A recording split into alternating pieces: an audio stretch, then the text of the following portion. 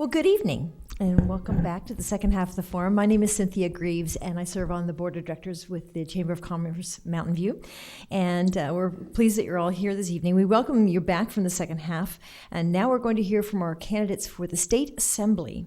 I want to remind the candidates and the audience that this is not meant to be a debate, but an open forum and a series of questions and answers. So if there are any questions that the audience members have for the candidates, we have volunteers sitting around with white cards. They'll bring one to you and deliver them to me, and as time allows, I'll bring these questions up to so we can hear from each candidate. The forum is also being recorded by our local community television station, KMVT, and it will be both aired on the community television and also be available on the website of the Chamber of Commerce. I think we're cutting out on audio here, but I can be loud.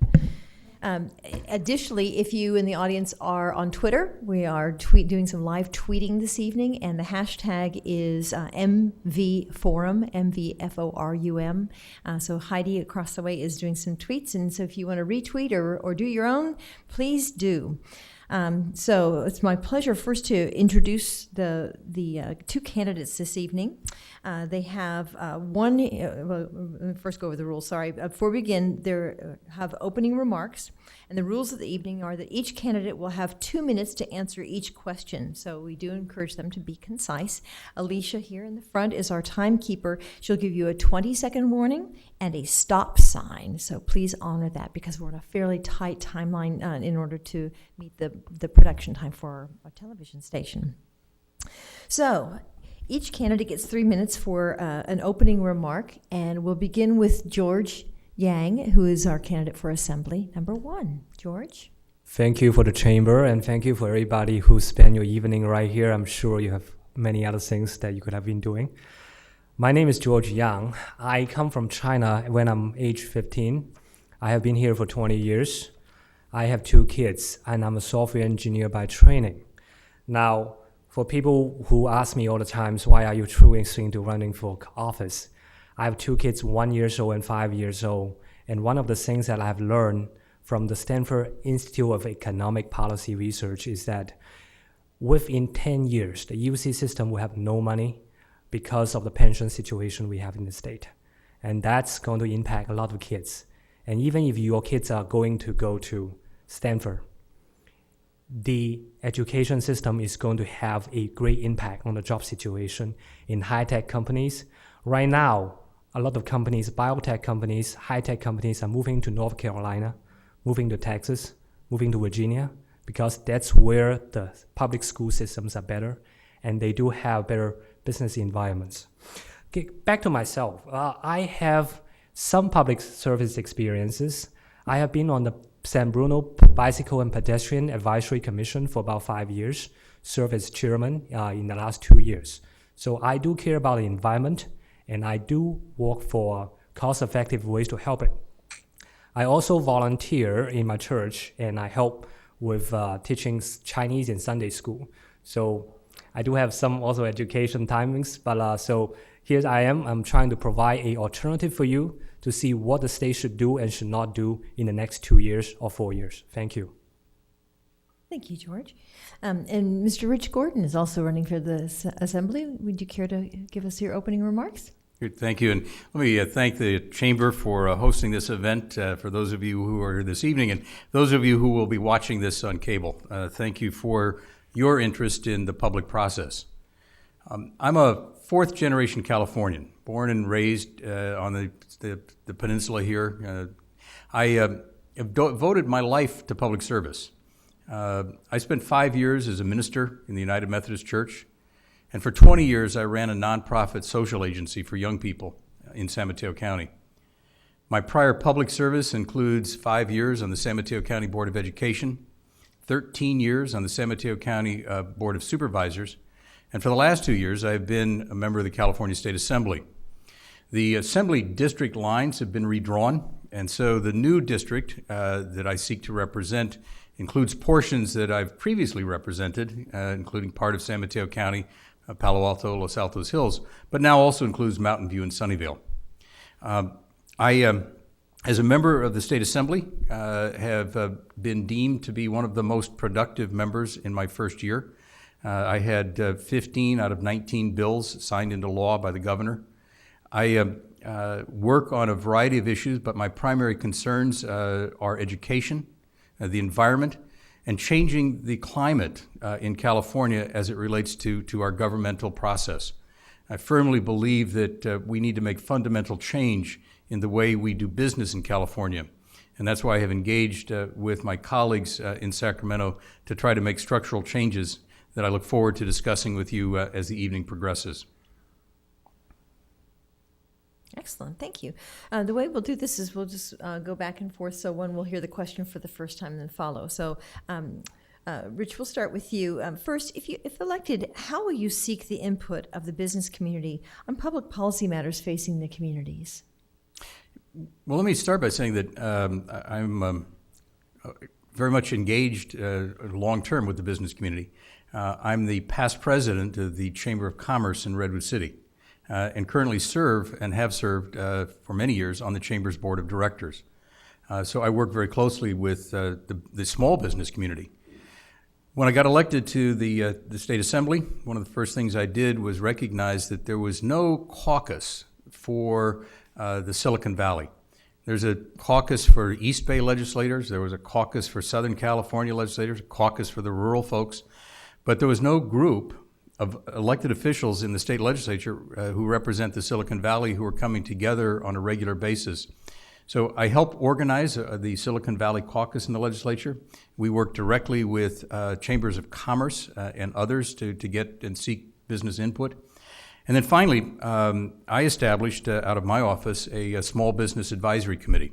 And I bring together members from the local business community to meet with me on a quarterly basis so that I can directly understand how actions in Sacramento are impacting and affecting business in our communities. So I've worked to get that kind of input, would continue to do that if reelected. Excellent. Thank you, Rich. George, do you want me to repeat the question? That's okay. As for the business communities, I believe that from my background, I have seen a lot of immigrant businesses that are not very familiar with the processes in this country. And we need to help them to reduce the complexities. It's going to help everybody to make it easier to cut the red tapes that we have both at the state and the local level. California is very blessed to be the window of America to East Asia and to South Asia.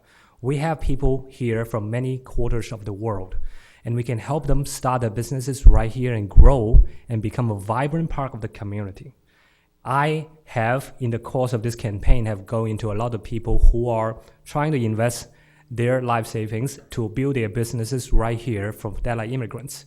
And if elected, I will keep helping them to make sure that they will have a California that's financially strong so that they can have foreseeability, a certainty to look forward to build their business and invest their future here in California. Excellent, thank you. This is related to CEQA, the California Environmental Quality Act, and so there is broken into two sections of the question. So, Mr. Yang, if you were the person elected to the Assembly, what do you think needs to change in CEQA, and how would you begin the process of reform? One of the biggest problems with many laws that we have is it becomes a hub for lawsuits. Many times that it's not the law itself that enforces action, it is the threat of lawsuits. We need to help businesses, especially small and local businesses, to have less of a fear from that. And one of the things that we can do, we are among many of the advanced industrial nations have looser pay legal systems, where if you sue somebody and you lost, you have to pay the court costs. America, unfortunately, is an exception.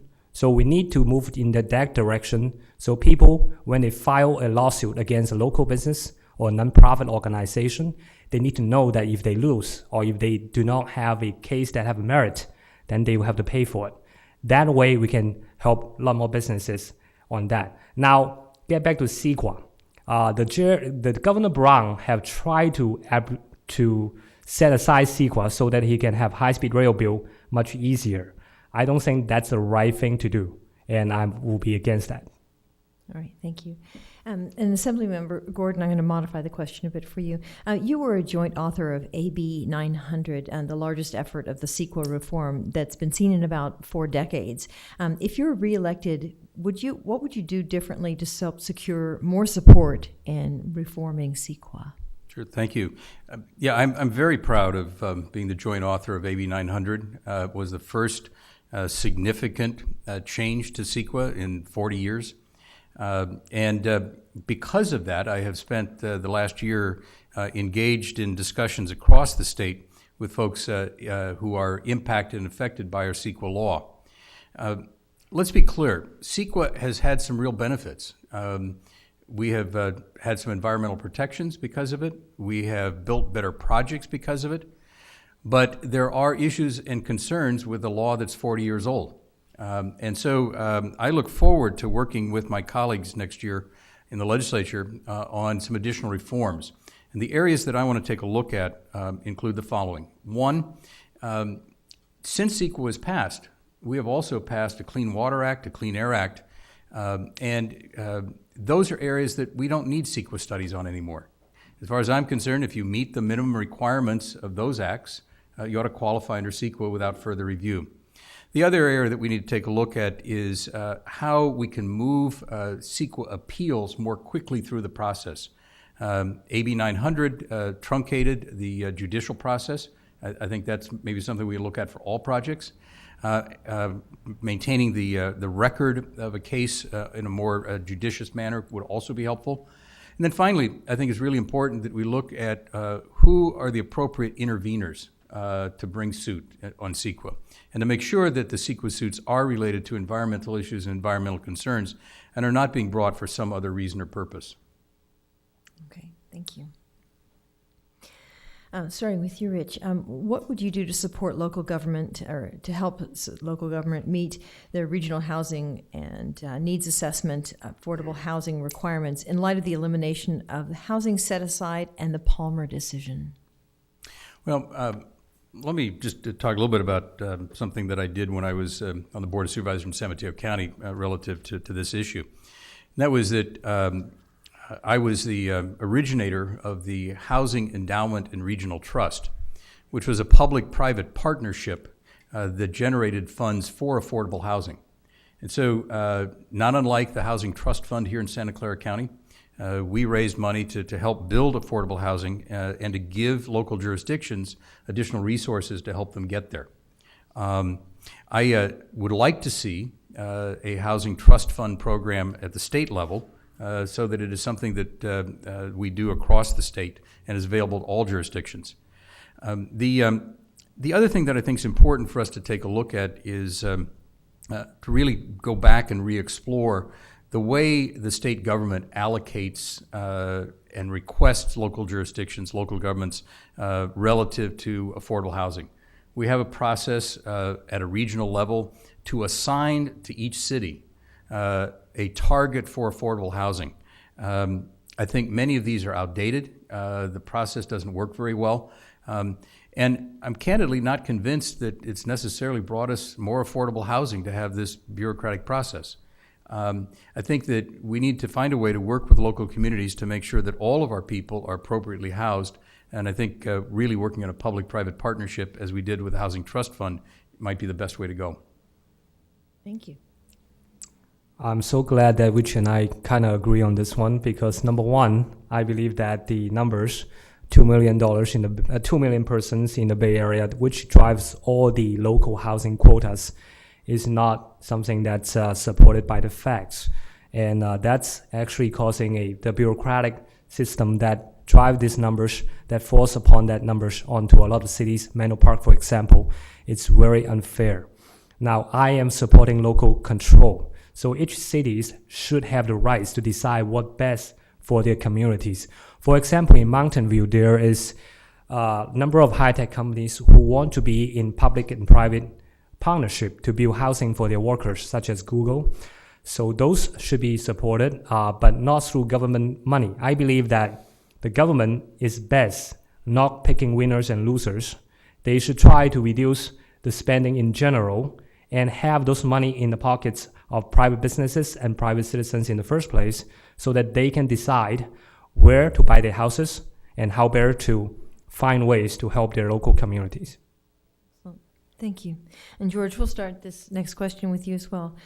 Silicon Valley has transformed itself over the years from manufacturing to social media to mobile commerce, and is now attempting to bring forth the future. So what do you see as the role of government that might allow the Silicon Valley to maintain its freedom of innovation and entrepreneurship? I'm going to tell a little bit of a history lesson right here. In the 1970s, the Indonesian government tried to spend money to prop up their auto industry. Now let me ask all of you, have you heard of a car from Indonesia? That's the problem, that when government tries to pick winners and losers. One of the things about high-speed rail is that by the time it's finished by 2030, it's going to be 50-year-old technology from the 1980s. Whereas Google right now is testing cars that drives itself.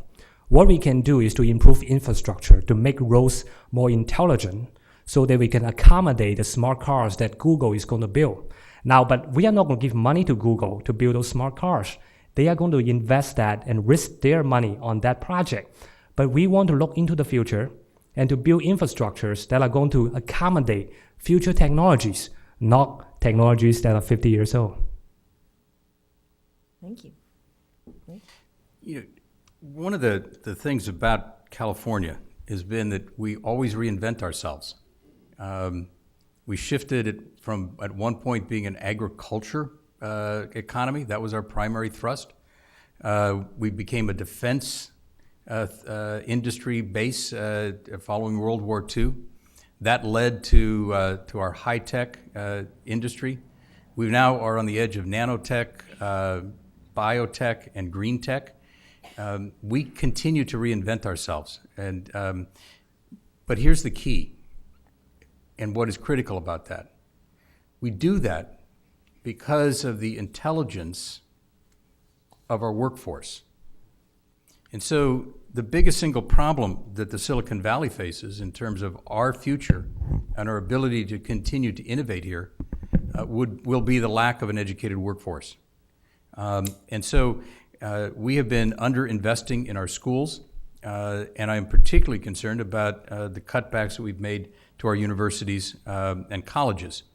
It's one of the reasons that I was the co-author this year of what was called the Middle Class Scholarship Act. Unfortunately, that measure failed by one vote in the legislature, and we're not going to be able to implement it this year. I hope we bring it back and consider it next year. What it would have done was to create an equal playing field for businesses through elimination of the single sales tax factor. And it would have generated additional money that would have been put into scholarships for our middle-class students. We need to make sure that we're making the appropriate investments in the intellectual capital, which is what drives our Silicon Valley. Excellent. Thank you both. So speaking of sales tax, what is your stance on the internet sales tax? Mr. Gordon? I support the internet sales tax and supported and voted for the legislation that is causing Amazon to begin to collect sales tax in California. I just think that you have to get a level playing field, and that when at one point, I think it made sense when the internet was starting off and we were in an infant phase to perhaps allow a competitive advantage, but I think we're beyond that point. And what worries me tremendously is the impact that the lack of a sales tax on internet activity has had on our local communities, because it has a tremendous impact on our small businesses. Local bookstores have a very difficult time competing with Amazon, both in terms of their price point, but then if there's no sales tax, it makes it even more difficult. And local businesses, small businesses, are the heartbeat of any community. They're the folks who guarantee that the soccer clubs get funding. They're the folks who guarantee that there's a Little League team. They participate in our service clubs in our community. They participate in our chambers of commerce. they drive an awful lot of our community activity. And so I very much believe in taxing internet sales in order to provide a level of equity and to allow our local businesses to not be under threat from a much bigger competitor who may make it more difficult for them to thrive.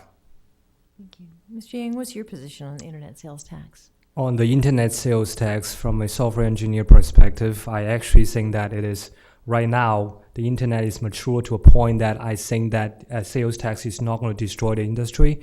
Whereas the brick and mortar stores locally in downtowns, they do need to have a level playing field. That said, if this is a new tax, so if I'm going to agree to any kind of new tax, I will be a very tough negotiator to find something that's going to be helpful to businesses, both locally and on the internet, to make sure that we are not going to use the new money into just wasting it. So yes, on the internet sales tax itself, because it's a fairness issue, I will support it. But I will negotiate a very good deal if I'm going to vote yes on that. Thank you. I don't know if you guys appreciate these brief answers as much as I do. Aren't they excellent? Thank you for not I'm using... a software engineer. Did I mention that? You're both being very concise, and that's much appreciated by those of us who have already been in here for a couple hours. Next question. We're going to start again with you, Mr. Yang. With the loss of redevelopment funds, what ideas would you have to give cities to generate revenue to replace the lost funds from the RDA? One of the things that we need to do is to create businesses locally, to build and support small businesses. There are actually people from other countries who are willing to invest in this nation. I have run into many of them right now. We want to direct those money to existing local businesses to help to have a vibrant downtowns, to have money that are local tax revenues. Now, unfortunately, I think that the rate on the redevelopment is very unfair. It actually hurts cities that are very responsive and responsible in using those monies, whereas people in Los Angeles, which are raiding those funds, and they don't care if they lose it, the state take it. I don't have any money in it in the first place. Whereas cities who are being very judicious in using it is being punished. It's a very unfair thing that the governor did, and it actually punished people who actually look at their money very securely. Now, to replace them, it's not very easy. So we need to build local businesses. Thank you. Rich? Sure. You know, the irony of redevelopment was that it worked really well in many places because local communities followed the letter and spirit of the law. They used the money for redevelopment purposes. They addressed blight. They built affordable housing. But there were excesses and jurisdictions that didn't use redevelopment for blight. They built golf courses in Palm Desert. They hired staff. So I actually supported a measure that would have provided reforms to redevelopment rather than elimination, because I thought that was a better course to deal with what I would call the bad actors in redevelopment and allow communities like Mountain View, who've done a great job with redevelopment, to continue to be able to move forward. Well, that chapter is closed. We no longer have redevelopment in California. One of the things that we've worked on in the legislature in the last year is taking a look at a tool or mechanism that does exist under state law called infrastructure financing districts. And we're trying to look at that to see whether there's a way we can tweak that so that it would allow for a local jurisdiction to have access to additional funding for appropriate redevelopment projects. I think it's also important to note that here again, this is an area where public-private partnerships can work very well. And so if we can provide a little bit of funding through an infrastructure financing district, allow local communities to work with private developers, perhaps we can make the kind of changes we want to make in our communities to improve them. Thank you. I think most of us in here, and certainly every business, has to look at their budget long term, and certainly, for a few years forward to make sure we're fiscally stable. Rich, would you say that perhaps now is the time for a 2-year budget year in the state of California? Well, actually, I would say that the time for a 2-year budget in California is about 10 years ago. This is something we should have been doing for a long, long time.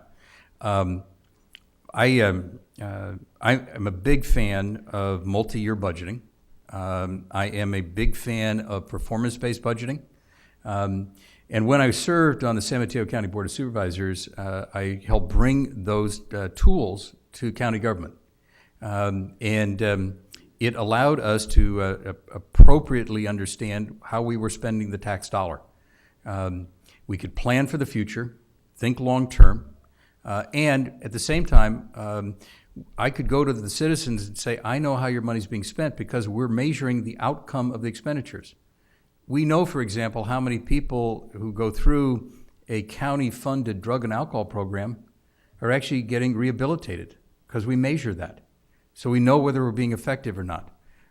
I think we have to create a new level of transparency and accountability. I actually was a co-author of the legislation that was approved last year for a performance-based budgeting system in California. The governor vetoed that legislation and said that he would implement it through executive order. As a member of the Assembly Budget Committee, I intend to hold the governor accountable to make sure that we actually get that in place in more than just the couple of departments that he's identified so far. Excellent, thank you. Mr. Yang? Yes, I do support a 2-year budget idea. However, the problem that faces California is more than just 2-year budgets. As of right now, from the same report by the Stanford Institute of Economic Policy Research, we have a $300 to $600 billion unfunded pension liability in this state. So for businesses that want to start up or for agencies who want to see their funding in the future, there's little certainty that it will be there next year or the year after that. So it's not just 2-year budgets.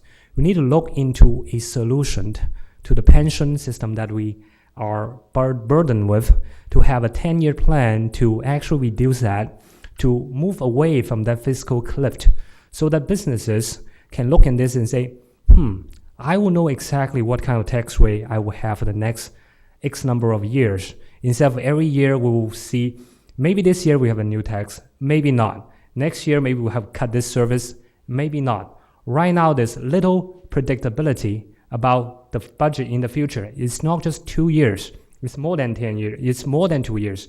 For example, Governor Brown's new tax cut will be about $10 billion in terms of what it projects to receive.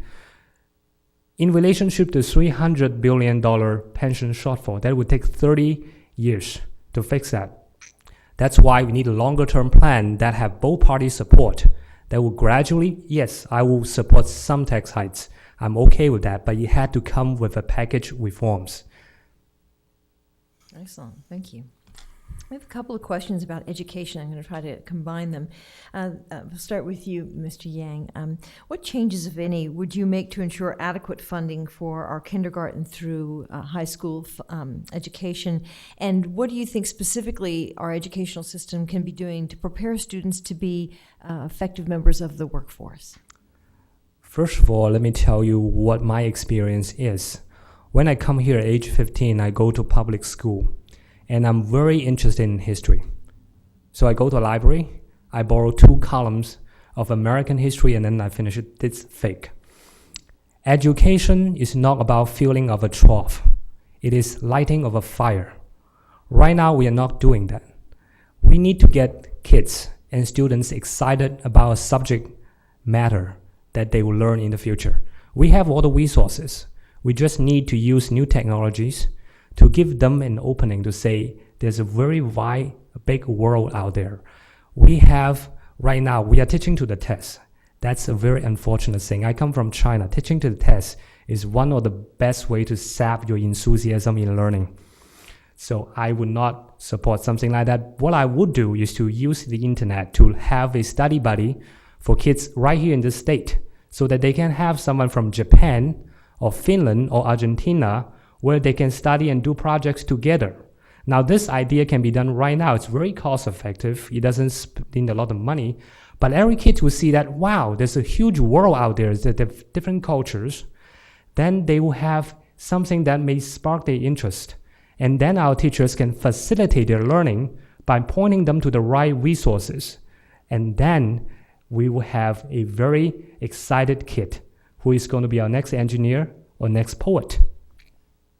Thank you. Mr. Gordon? Thank you. We started on a slippery slope of underfunding education with Prop 13. And one of the things that we did that I think was most harmful was that we took local school boards out of the picture in many ways in terms of funding decisions. Because the property tax dollars go directly to Sacramento, and Sacramento redistributes. So one of the things that I think we need to do in terms of funding education and moving us from being towards the bottom of the 50 states and the amount we spend per pupil back to a level that is world-class. One is that we need to give more authority and opportunity for local school boards to raise money at the local level. And we need to affirm the local control of our schools through our school boards. I believe that educational decisions are best made when they're made closest to the child in the classroom. That's certainly not in Sacramento. And then the second part of the question having to do with preparing for our young people for the future workforce. I think it's important to understand that oftentimes in our classrooms today, because of class size, because of our testing regimen, we are really asking students to kind of memorize and repeat. What we really need to be doing is creating an environment that stimulates them for lifelong learning, and particularly need to be doing more teamwork, more project planning work in our classrooms. That's the way we work in the Silicon Valley. We work as teams. And I think we need to do that model that for our young people in the classroom. Excellent. Thank you both. I have a wealth of questions. One of the subjects we just touched on briefly was pensions. So, Rich, if you could start by answering the question, what can cities do to help with the costs of retirement benefits while still maintaining enough workers in public safety? And what would you say the elements of effective pension reform would be? Well, let me first of all acknowledge that I had the opportunity a week ago to vote on the pension reform plan that the state legislature adopted. While it does not solve our entire problem, I think one of the most important things that it does is that it changes the curve. We have been on a spike upwards in terms of our public employee pension costs. What we did through this legislation is we changed the curve. We've moved the bar. There's more work that can be done at the state level. And I think one of the areas that we did not particularly address was the area of retiree health plans. But we've changed the bar. We've made it. We've moved the age of retirement up. We put a cap on the amount that anyone can receive in retirement. We've set a threshold for employee participation at 50% that has to be achieved within 5 years, and local jurisdictions, local cities will need to achieve that with their workforce. I think a lot of this can be done and should be done through collective bargaining. But to the extent that we're unable to achieve some of these things, there are ways in which I think the legislation that we adopt at the state will help local jurisdictions move forward and begin to rein in our costs. We are on an unsustainable path. I think we've moved the bar. We need to continue to move it further. Thank you very much. Mr. Yang? Earlier this year, Governor Brown have come up with a 12-point pension plan, which received strong support from all Republicans in the state assembly. However, the Democrats have decided not to vote on it.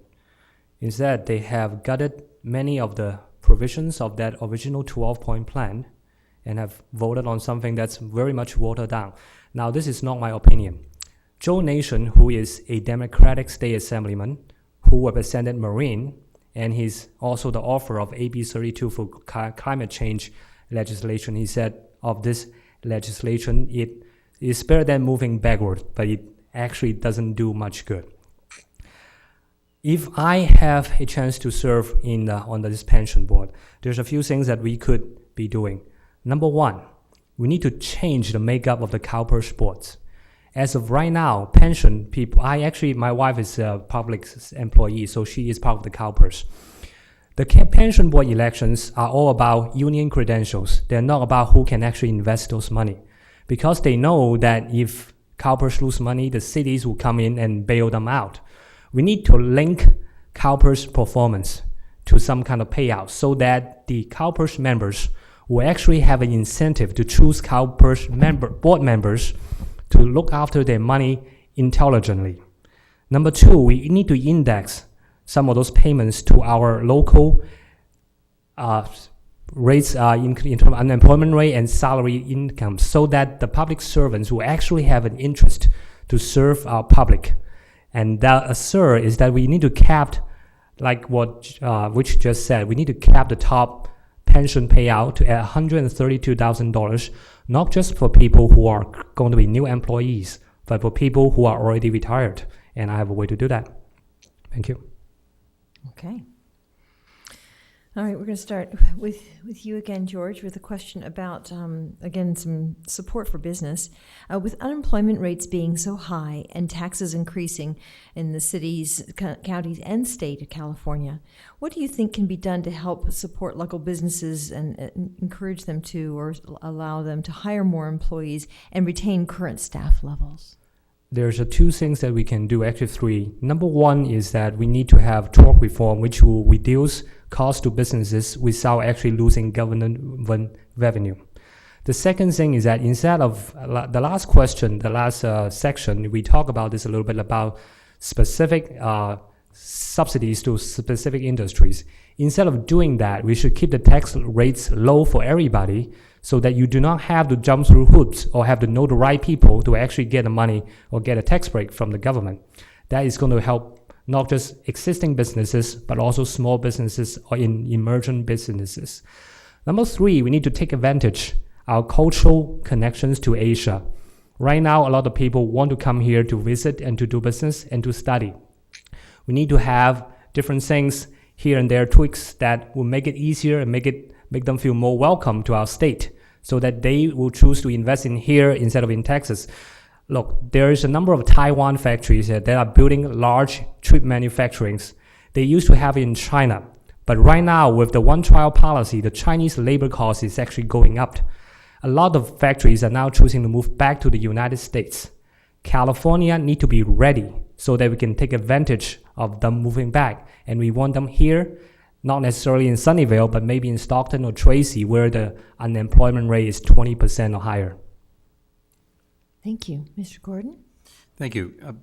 I think one of the key things oftentimes that government can do to help businesses get out of the way. And I think that as we look at regulatory reform, particularly the CEQA reform we talked about earlier, I think that would be very helpful to business. But there are ways in which government can support and incent business and help business and create jobs. Last year, I authored Assembly Bill 1149. What I discovered was two things in my research. One, that we pay 5 cents on each of these bottles, but I don't think most of you take these bottles back to the store to get your 5 cents. So what happens is they've been collected in our recycling programs. When they're turned in by recyclers, they don't get 5 cents on the bottle. They get a poundage fee, a weight fee. So there's a surplus in the bottle bill fund. Second thing I discovered is that when these are emptied, 90% of them are being shipped to China, where they are broken down into plastic pellets and remanufactured into plastic bottles and shipped back here so they can be refilled. So I came up with a legislation which suggested that we had a surplus in the bottle bill fund. Let's take some of that money and incent businesses that will take the plastic bottles in California and remanufacture them. Last spring, I went to Riverside with Governor Brown to cut the ribbon on a brand new California factory that is taking the money from the Bottle Bill Fund, using it to remanufacture plastic bottles, and create 120 new California jobs. So I think we can be creative in ways that we help business and create jobs in California. Excellent, thank you. Or we can drink out of glasses instead of plastic. Okay, Mr. Gordon, where do you stand on cap and trade, specifically on AB 1186 to increase fuel costs? So 11.8, well, first of all, there's a multi-part question there.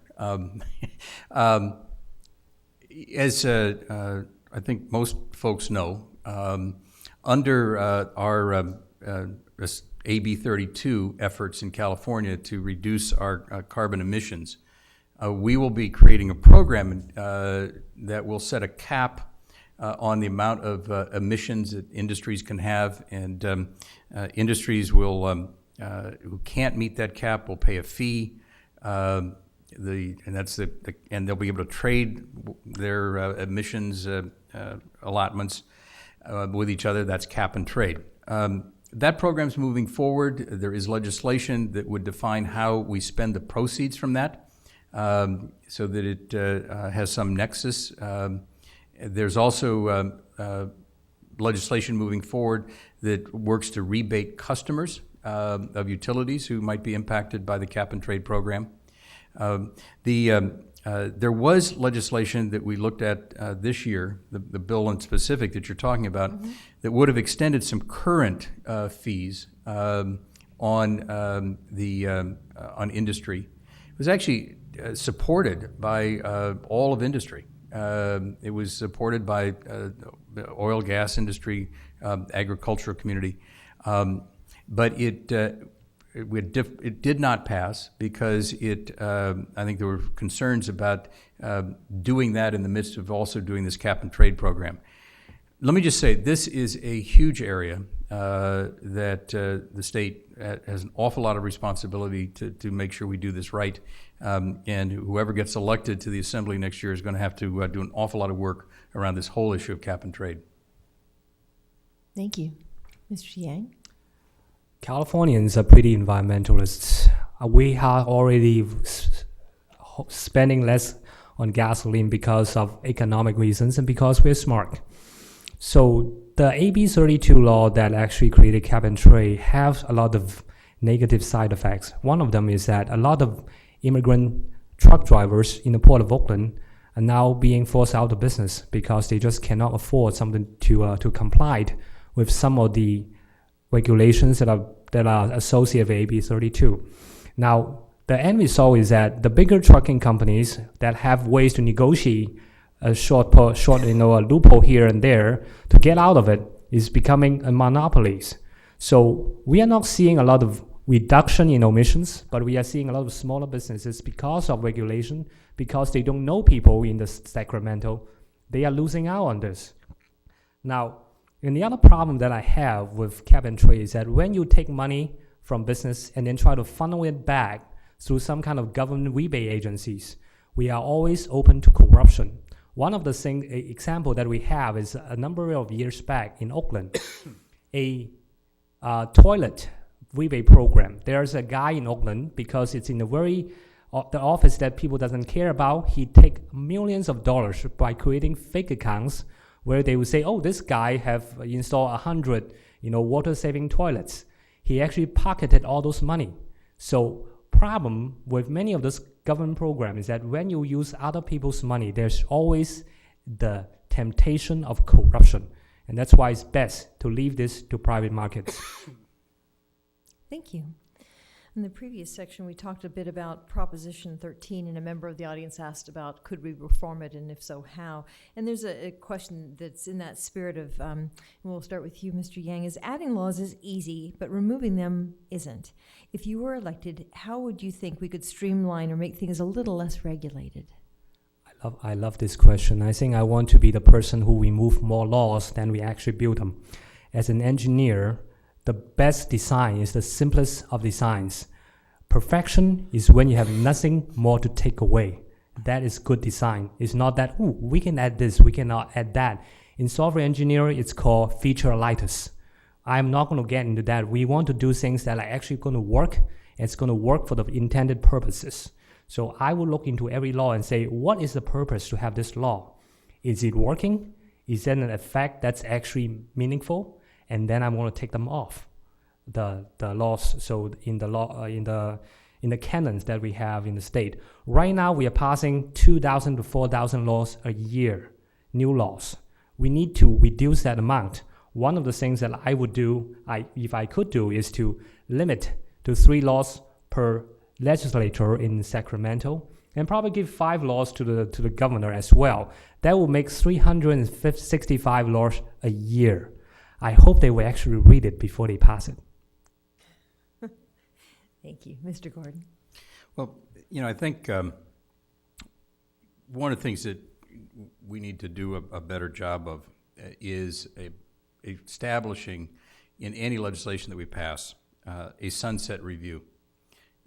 Programs and activities that the state engages in ought to have an end date so that nothing is entitled forever. Give us the opportunity to then say, did that work? Did it not work? Is it something we want to continue? And so I have supported legislation that includes sunset review in its content, and I think that's an important first step. I also do think that there should be a limit on the amount of legislation that any given legislator can introduce in any given year. I think we do a far better job if we would focus on quality rather than on quantity. And I also think that it's important for us to establish an opportunity to review what we do. That's one of the reasons that, for example, I support this 2-year budget concept we were talking about earlier. In those states that have a 2-year budget cycle, the legislature in year 1 adopts the budget, and in year 2 reviews the activities of state government, and is able then to take a look at, are there things that we're doing that we ought to stop doing? We don't do that in California, given the structure of our government. It's something we need to do because there are things that we ought to take a look at eliminating, because just because it's been there doesn't mean that it should stay there. Excellent, thank you. There are a couple of questions along in the same spirit of, I think, the public wariness of red versus blue. And the question is, how have you either demonstrated your ability to work across the aisle, or what would be your tactics for working across the aisle on issues of importance that are contentious? Rich? Well, a couple of things. One, when I ran for this office 2 years ago, I said that one of the first things I would try to do is change the seating arrangement in the legislature. It used to be that folks sat by district number, which meant that Republicans sat next to Democrats sometimes. The legislature had been sitting in a format where Republicans were on one side, Democrats on the other. When I got to Sacramento, the Speaker of the legislature actually implemented that. And so we've mixed up the seating arrangements. The other thing that I did when I went to Sacramento was I said I wanted to meet with all of my colleagues, regardless of political party. And so I have established friendships and relationships across the board. And one of the reasons that if you look at my legislative track record, you'll see that many of my bills have strong bipartisan support. And part of that is because I have worked across the aisle to develop relationships. Most recently, at a piece of legislation that was being debated on the floor of the Assembly, transportation bill, something that was actually going to save the state an awful lot of money. But at the last minute, a lobbying group decided that they were concerned that while it might save the state money, they might lose some money in their business. So they went to the Republicans and said, you ought to block this bill. On the floor of the legislature, I presented the bill. Republican leaders stood up and said, vote no, because the private companies want us to. One of my Republican colleagues stood up and said, regardless of what the leadership says, this is a good bill. I know Mr. Gordon. I've worked with him. I trust him. It's a good piece of legislation. I got 65 out of 80 votes on that bill, which meant that a whole number of Republicans came over to support it. That only happens because you build relationships, and that's what I've done. Thank you. Mr. Yang? I'm so glad that Mr. Gordon mentioned about arranging chairs. I remind me of a ship called Titanic. I'm a software engineer, and the way that I approach problems is that I focus on what we need to achieve. So first thing that I always do is say, let's agree that what we want to do first, and then find the most effective and cost efficient way to do it. I have been on the San Bruno Bicycle and Pedestrian Advisory Commission, and in that capacity, we have worked on walk-to-school programs. We've tried to make sidewalks safer. We have made it easier for bicyclists to go around the city. And in that capacity, I actually have bring about $1 million to infrastructure improvement to the city of San Bruno. So yes, I have worked with different Democrats who are very on the very left side of that. And I actually, right now, when I go door to door, I actually talk to a lot of Democrats. And they are very unhappy about what's going on in Sacramento. They don't like their legislators only care about the election 2 years from now. They want to have somebody who cares about the state. That's 10 years down the road. That's why I'm running, because I want my kids to have a stable California, not just 2 years from now, but actually 10 years or 20 years from today. Thank you. George, what would you say are the 3 most vital characteristics of an elected official? The first thing is that you must have the heart of service, that you must always care about people. The second thing is about justice, that is fair. You need to make sure that people who didn't do the wrong things had to be punished, justice. And third thing is to have a heart that's articulate, to see the engineering aspects of it, not just the hype of what this project would do or what it's supposed to do, but see how effectively you will actually address the problems. So as an engineer, I can actually look into something and say, look, you want to achieve this result. This is what you need to do. You don't come to me and say, I have people come to me and say, I really want to use Java on my project. The first thing I say, you know what, let's step back. What do you want to achieve? Maybe Java is not the best technology. It's the same thing about a lot of things that we have in the state and say, look, we all agreed that this need to be done. Now let's sit down and find what's the most cost-effective way to do it. Thank you. Rich, what are your 3 most vital characteristics of an elected official? I think number 1, the ability to listen. It's imperative in a representative government that the folks that you elect listen to the people who elected them. I think that's number 1. Secondly, I think it's imperative that your elected officials believe in you and believe in our government. We have to understand that in this democracy, if we don't believe in each other, and if we don't believe in our form of government, we can't make it work. And so I think part of that relates to the element of heart and compassion that we have for each other. And finally, I think it's very important that elected officials understand the art of compromise. Far too many folks in the political process, when they get during an election cycle, operate in a political mode. Mr. Yang and I are trying to define how we are different from each other in some way. That's part of the political process. And yet, when we're elected, we ought to be about finding common ground and working together and compromise. So I think the ability to listen, a belief in the people and our democracy, and the willingness and ability and the skill to achieve compromise. Excellent. Thank both of you. The last question, and then we have your closing statements. And the last question is, and we'll start with you, Rich. Say you're elected this November and you serve a full term. What is the one achievement that you would like to point to as your signature accomplishment? I think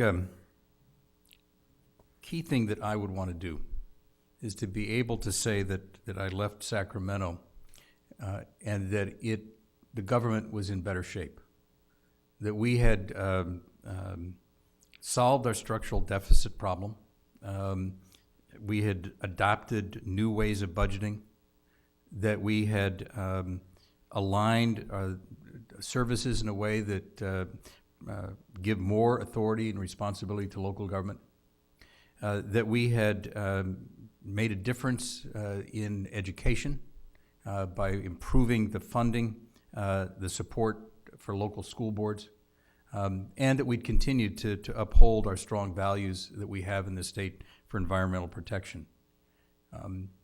But maybe most importantly, I'd want folks to be able to say that when I left that I had made a difference by bringing people together, and that I had done something to try to change the tone and tenor in Sacramento so that we can begin to move forward in a very positive way in California. Thank you. Mr. Yang? If I have the honor to serve you in the State Assembly, I want to leave office having bring new technology to a K-12 educations so that other states and other nations will come to us and say, I want to see how California did it. We have the technology right here. We need to have the ideas, innovation, and have the freedom to innovate based on the technology that we have incorporated into our classrooms. So it's not just a matter of funding. We want to, in 2 years or 4 years or 6 years, whatever it is, that other states from other parts of the world come and say, wow, California really have an education system that I want to learn from, that I want to do it like what we do in here. That's what we should have. That's like the positive vision that we must have and say, we can do it again. It's not just about money. It's about the spark to do things differently, and it's also about the freedom to try different things and find the best way forward. Excellent, thank you. We're in the final phase of the informational forum, and so we'll have a 2-minute closing statements. We'll start with Mr. Yang and end with Mr. Gordon. So, Mr. Yang? In this election, you can find out exactly what you want in Sacramento. Now, Mr. Gordon have said that he have experience, and surely he has, but is this what we lack in Sacramento? We have a lot of people in Sacramento that have a lot of experiences. What they do not have is new ideas, and the enthusiasm to get those things done, and the guts to say no to special interests that so much controls the capital. As somebody who does not have to do this, I can be in software engineer and probably make better salaries than what which does. Thank you for your service. I want to do things. I'm here because I have a passion to help California. And I have some new ideas that I am very eager to talk to my fellow assemblymen to see if they can implement that into effective programs. And by the way, I'm running as a Republican, if you didn't know. To run as a Republican in this area takes a lot of guts. I go to the door every day. A lot of Democrats would say, you are a Republican? Yes, I am. You know why? Because we have a two-party system. We need to have both parties effectively doing their jobs. One of them can be caring and nice, and the other one might have to be hard-nosed sometimes and say, this doesn't work. We need to look at this and find more effective ways of doing it. So today I'm the bad guy, but we do need this voice in this process, so that I hope that you can vote for me, because your vote is going to tell people in Sacramento that you are not satisfied with what's going on, and you want someone who have new ideas, and you want someone who have the guts to speak truth to power. Thank you, Mr. Yang. Mr. Gordon? Let me start by again thanking the Chamber of Commerce for hosting this event, and for those of you who came this evening and those of you watching. I want to speak directly for a minute to the residents of Mountain View, who many of whom may watch this on your cable. I have not represented you. You don't know me. And yet, I want to work with you. I seek your support. I seek your vote. I'm endorsed and supported by Mike Kasperzak, by Margaret Abi-Koga on your city council.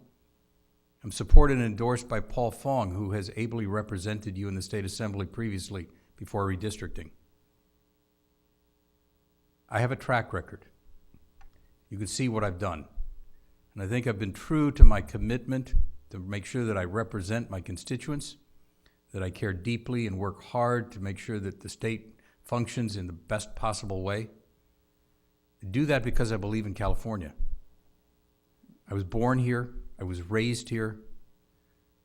I think we are in a most unique and amazing place, blessed in so many ways. But we must guarantee and secure our future and our children's future. That's our responsibility. We must leave a legacy for those who follow us. That's what I do in my life. That's why I've committed my life to public service. I ask you to allow me to continue to serve. I ask for your vote this November. Thank you. Thank you. Well, thank you, Mr. Gordon, and thank you, Mr. Yang, for making time this evening to participate in the forum. And I'd like to thank everyone in the audience for coming this evening and for sharing these wonderful questions. I'm sorry I couldn't get to them all, but thank you all. I hope that you all feel that it was informative. I know that I feel I'll be a much better voter come November, and it's because the candidates made the time to come speak with us. So thank you, and have a lovely evening.